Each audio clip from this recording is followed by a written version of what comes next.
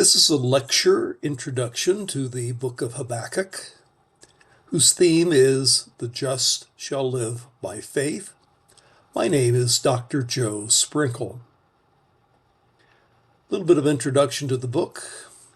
The author, Habakkuk, is unknown except as the author of this book. His name appears to be non-Hebraic. Akkadian has a cognate that suggests it refers to some sort of a bush or garden plant. Older etymologies related it to the verb to embrace, but that is probably not the correct interpretation. Date of the book is roughly 609 to 605 BC, although it could be a little later than that. That would make him a contemporary of Jeremiah. He seemed to have prophesied during the time of Egyptian domination from 609 to 605. He predicts the coming of the Chaldeans or the Babylonians. This was probably fulfilled in 605 when the Babylonians first took control of Judah after the Battle of Carchemish. Alternatively, it could have been fulfilled in 598 or in 586, both times when Jerusalem was besieged by Babylon. But I adopt the earlier date. Chapter 1, verses 1 through 4 speaks of injustice in the land. And this could well be because of the death of the good King Josiah and the chaos that followed when in 609 BC he was killed by Pharaoh Necho, who then took political control of Judah. The book of Habakkuk has two themes. One theme is theodicy, explaining the way of God to man. And the other theme is faith, and they're both intertwined. The theodicy is, how can God use these wicked Babylonians for his just purposes? Or as it says in Habakkuk 1:13, your eyes are too pure to look on evil, you cannot tolerate wrong. Why then do you tolerate the treacherous? Why are you silent when the wicked swallow up those more righteous than themselves? He's using the Babylonians to swallow up wicked Judah, which Habakkuk acknowledges that they've been wicked, but they're not as wicked as the Babylonians. How is it fair for God to use the more wicked Babylonians as the implement of his judgment against the less wicked Judeans? And the solution that Habakkuk gives us is, the just shall live by faith, chapter 2 and verse 4. And that's really the theme of the book, the theme of faith. See, he is puffed up, speaking of the Babylonian. His desires are not upright, but the righteous will live by his faith. An outline of the book. Chapters 1 and 2 is a dialogue between the prophet and God. They go back and forth on this question of the use of Babylon to judge Judah. In chapter 3, there's a poem in reaction to this dialogue. So in the dialogue, it starts off with a question. Why does God tolerate injustice in Judah? Verse 3, why do you make me look at injustice? Why do you tolerate wrong? Destruction and violence are before me. There is strife and conflict abounds. Therefore the law is paralyzed and justice never prevails. The wicked hem in the righteous, so that justice is perverted. Why, God, don't you do something about this situation in Judah? And God gives an answer. He'll do something.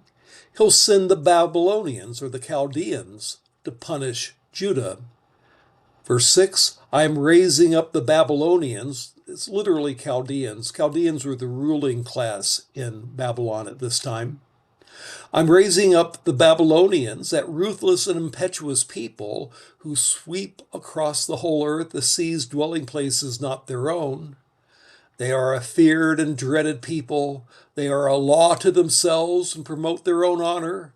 Their horses are swifter than leopards, fiercer than wolves at dusk.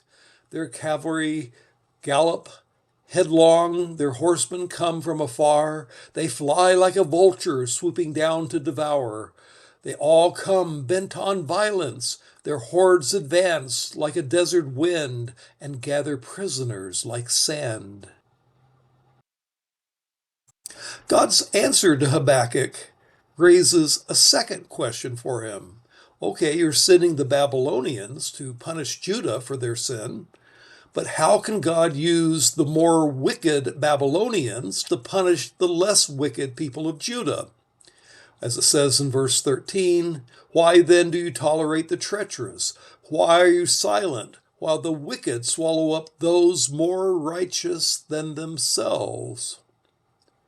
And after asking that question, Habakkuk climbs on a watchtower to see what would happen. Is lightning going to strike him for raising this question, or just what?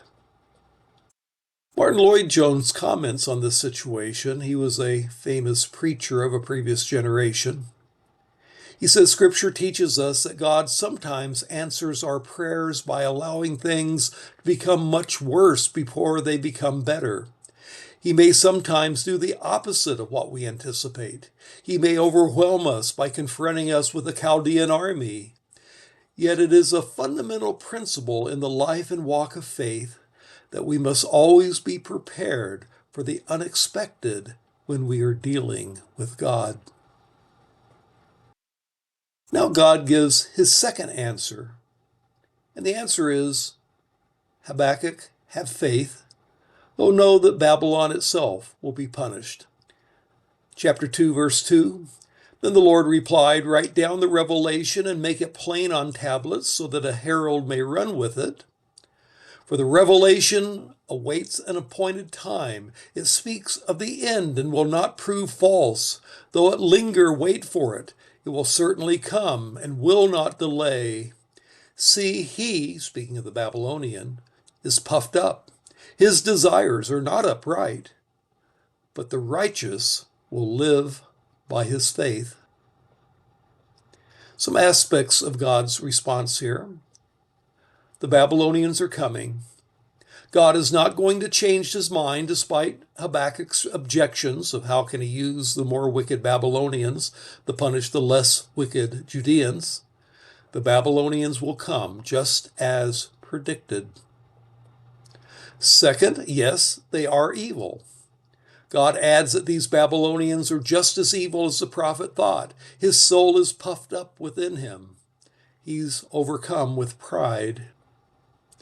And yet, Habakkuk, you must trust me. Rather than justifying himself, God says that the faithful must trust in his justice, even though he's using the wicked Babylonians as the instrument of his judgment. This is similar to the answer that Job got as to why he suffered. God never tells Job why he suffers. He just told him, trust me and my wisdom and my goodness, even if you cannot understand it. Now, in the rest of the passage, God goes on to affirm that Babylon itself will be punished, even though God will use their wicked behavior as the instrument of punishment on Judah. So God uses them, but they are still accountable for what they have done. Now, this leads to Habakkuk's response to this dialogue. His response is a poem where he reflects on what God has said to him. Chapter 3. Relevant verses start in verse 16. I heard and my inward parts trembled. At the sound my lips quivered. Decay entered my bones, and in my place I tremble, because I must wait quietly for the day of distress, for the people to arise who will invade us. Speaking of the Babylonians who are going to come as God had him prophesy. But then his response of faith. Though the fig tree should not blossom, and there be no fruit on the vines, though the yield of the olive should fail, and the fields produce no food, though the flock should be cut off from the fold, and there be no cattle in the stalls, yet I will exult in the Lord. I will rejoice in the God of my salvation. The Lord is my strength, And he has made my feet like hinds' feet. Hind is a deer. And he makes me walk on my high places. And this is for the choir director, on my stringed instruments. The key theme of the book of Habakkuk is the righteous will live by faith. And this is true of the Christian life. The Christian life is one of faith from beginning to end. The New Testament quotes Habakkuk 2:4 several times. For example, in Romans chapter 1, in verse 17, for in the gospel, a righteousness from God is revealed, a righteousness that is by faith from first to last, just as it is written, the righteous will live by faith. And Paul is saying that salvation itself is based on faith. Galatians 3:11.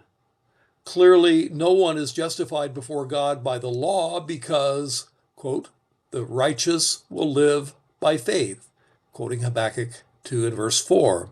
Again, salvation is by faith and not by works. And then Hebrews 10 and verse 38. For my righteous one will live by faith, and if he shrinks back, I will not be pleased with him. And the emphasis here is on the living by faith, while waiting the second coming. Those who shrink back will be lost. And so, at the beginning, salvation, and throughout the Christian life, one is to live by faith. You might say this is one way of summarizing biblical religion. The Talmud quotes several things, and is cited by Longman and Dillard. Says, one, that Moses gave Israel 613 commandments. That summarizes biblical religion, at least for the Old Testament. But David reduced them to 11 in Psalm 15. Isaiah reduced them to 6 in Isaiah 33. Micah reduced them to 3 in Micah 6:8, justice, kindness or covenant love, and walking humbly with God. Isaiah reduced them again to 2, Isaiah 56:1, justice and righteousness. But Habakkuk reduced them to 1, the righteous shall live by his faith. So what's the theological significance of Habakkuk? Habakkuk shows us God's sovereign greatness. Habakkuk indicates that God is great. He's eternally alive, unlike dead idols of wood.